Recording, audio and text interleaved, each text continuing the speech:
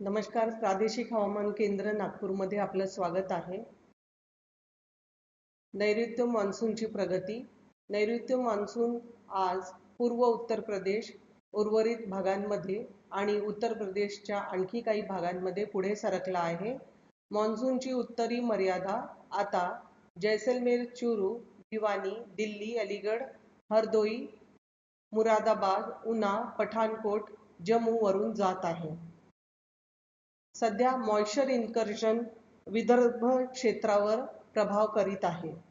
यावर आधारित पुढील 3 दिवस हवामानाचा अंदाज असा आहे.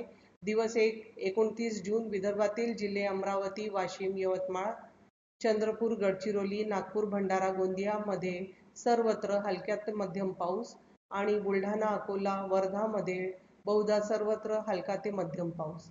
दिवस 2 30 जून विदर्भातील जिल्हे अमरावती, वाशिम, यवतमाळ, वर्धा, नागपूर, चंद्रपूर, गडचिरोली, भंडारा, गोंदियामध्ये सर्वत्र हलका ते मध्यम पाऊस आणि बुलढाणा, अकोलामध्ये बहुधा सर्वत्र हलका ते मध्यम पाऊस.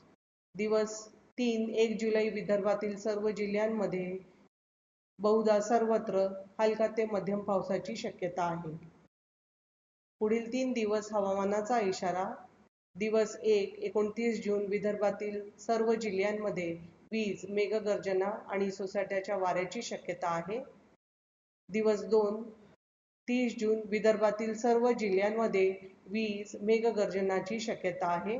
तसेच दिवस 3 मध्ये सुद्धा विदर्भातील सर्व जिल्ह्यांमध्ये वीज, मेघगर्जनाची शक्यता आहे. स्थानिक शहर हवामानाचा अंदाज. येणाऱ्या आठवड्यामध्ये विदर्भातील सर्व शहरांमध्ये प्रामुख्याने ढगाळ वातावरण तसेच दिवस 1 मध्ये वीज, मेघगर्जना, सोसाट्याच्या वाऱ्याची शक्यता तसेच येणाऱ्या दिवसांमध्ये वीज, मेघगर्जनाची शक्यता दर्शवली आहे.